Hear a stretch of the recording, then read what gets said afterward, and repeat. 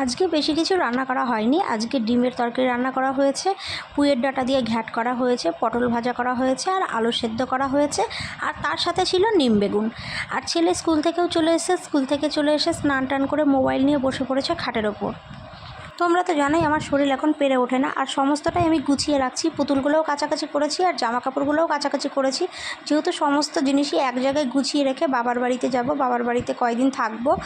আর এইদিকে কাজের কাকি সমস্ত কাজ করে নিয়েছে, আর শাশুড়ি বসে পড়েছে তালের বড়া আর কলার বড়া তৈরি করার জন্য।